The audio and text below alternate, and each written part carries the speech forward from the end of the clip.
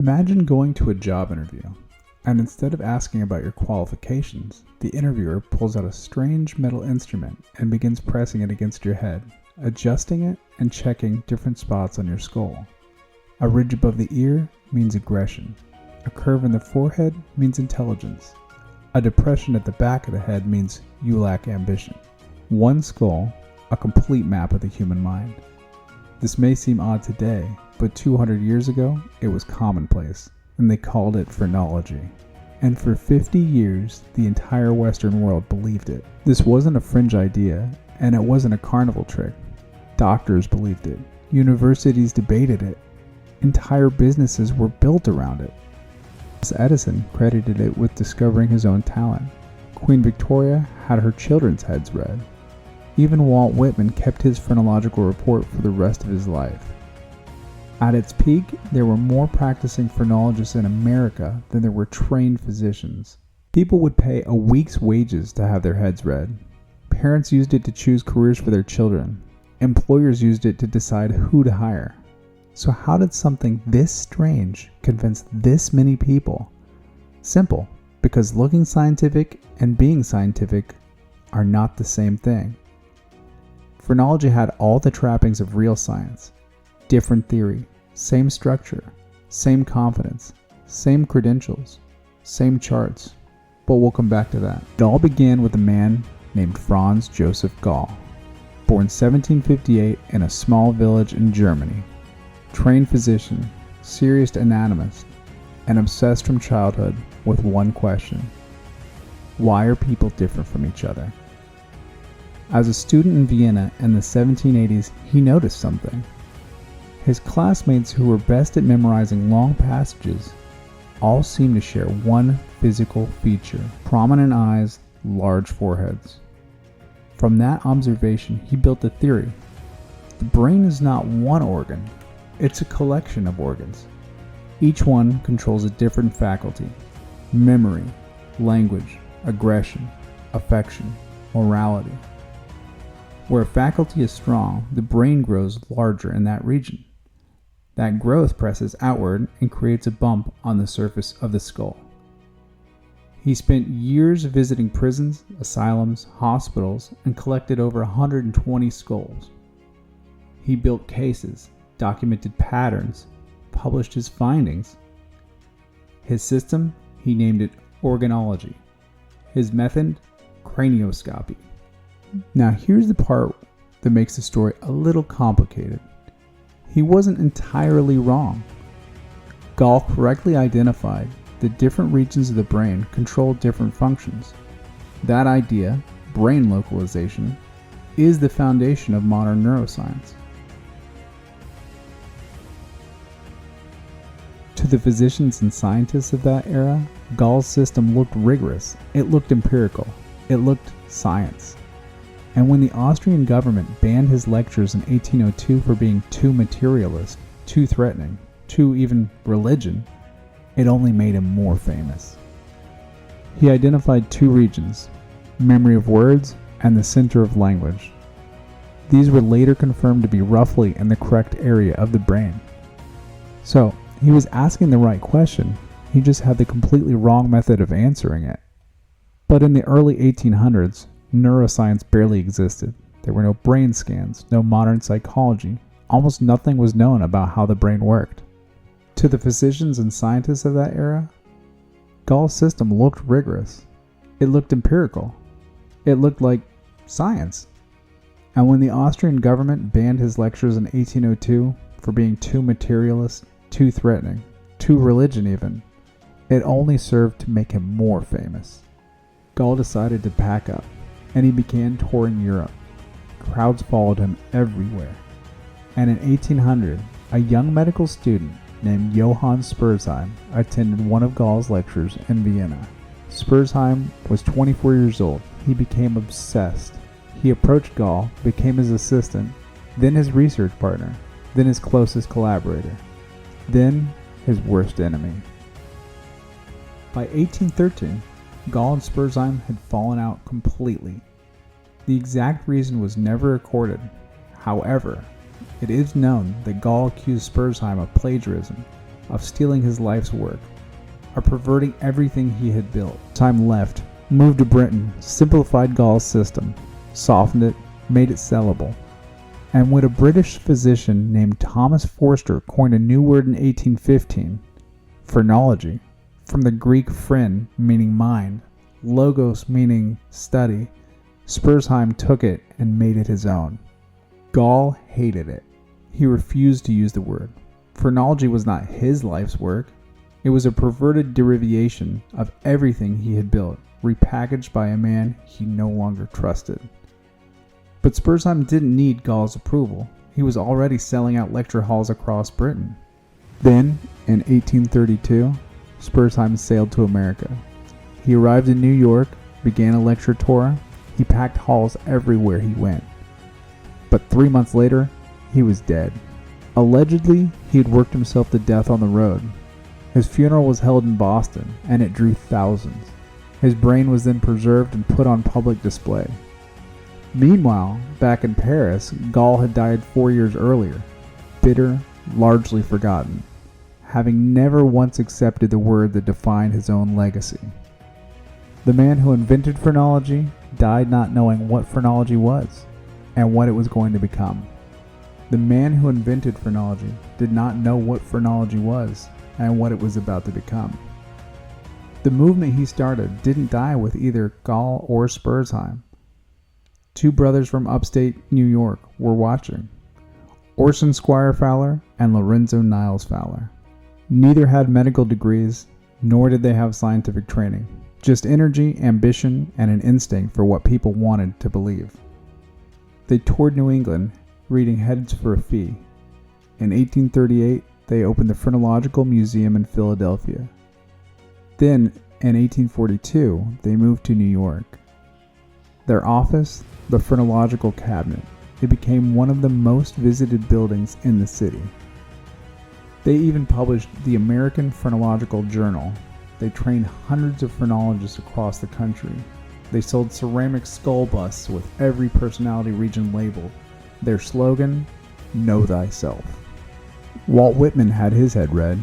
He was assessed as exceptionally strong in animal will. He was so pleased he referenced it for years. Thomas Edison even stated, I never knew I had an inventive talent until Fowler examined my head. I was a stranger to myself until then.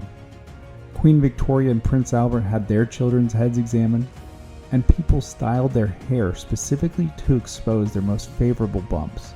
This thing was everywhere. So what exactly were they measuring? Gall had originally mapped 27 distinct personality traits onto the skull. His followers then expanded that to 37, then further, each one assigned to a precise location on the head. Amativeness, sexual drive, located at the base of the skull above the neck. Combativeness, the instinct to fight, behind the ears. Destructiveness, capacity for violence, just above that. Benevolence, generosity, top front of the skull. Veneration, religious feeling, directly above benevolence. Mirth, sense of humor, the temple region. Secretiveness, the ability to keep secrets, behind the ear. Acquisitiveness, the drive to accumulate wealth, just above the ear. A trained phrenologist would run their fingers across your skull, measure each region against a standard bust, and deliver a verdict. Too much combativeness, danger to society. Too much benevolence, selfish by nature, unchangeably so.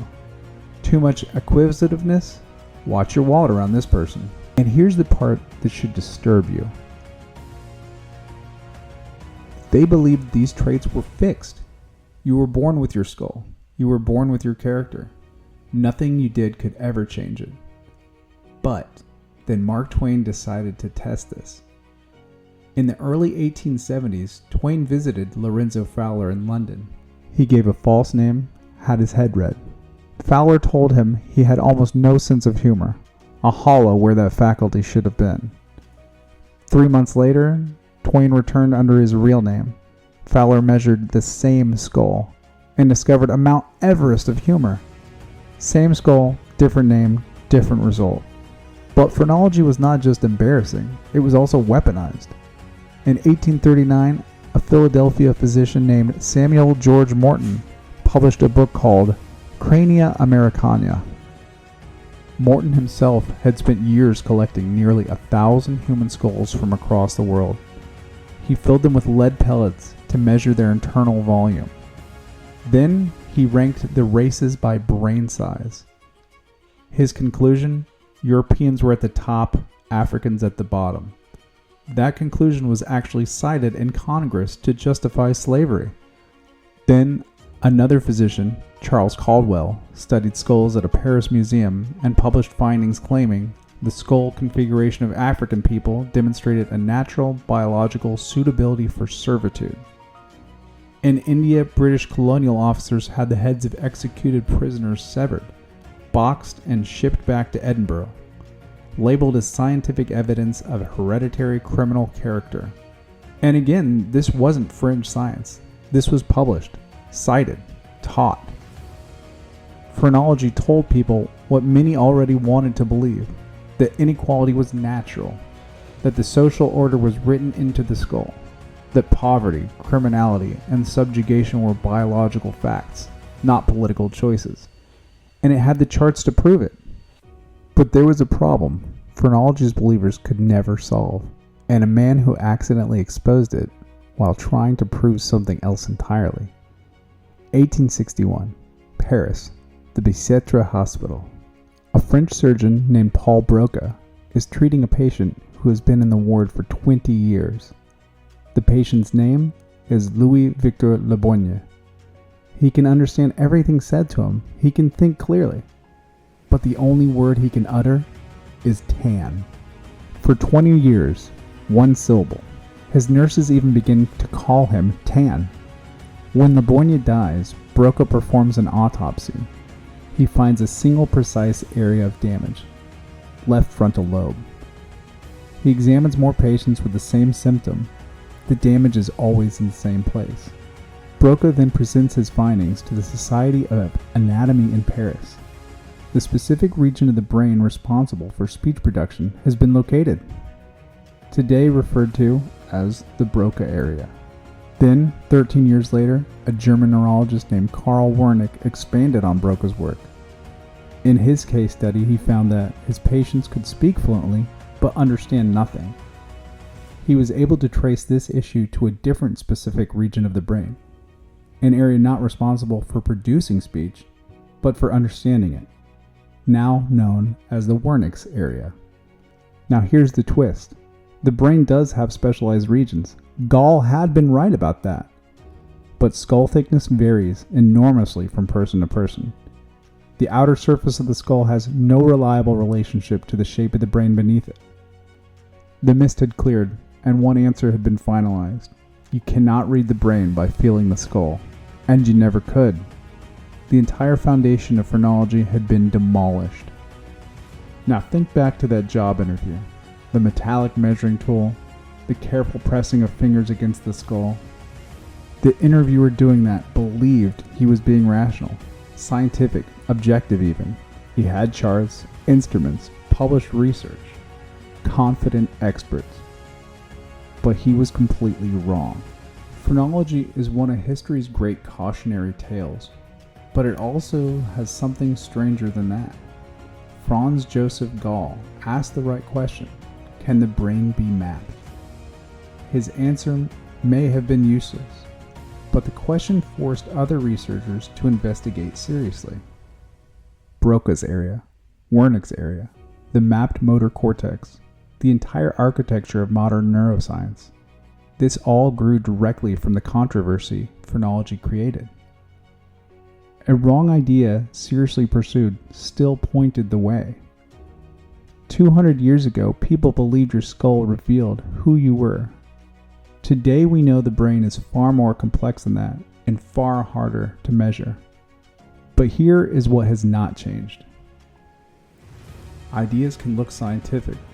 They can come with measurements, diagrams, expert credentials, and the backing of the most respected institutions in the world, and still be completely wrong. The question is never, Does this look like science? The question is, has it actually been tested? Phrenology wasn't defeated by skeptics. It was defeated by a man who couldn't ignore a patient, who could only say one word.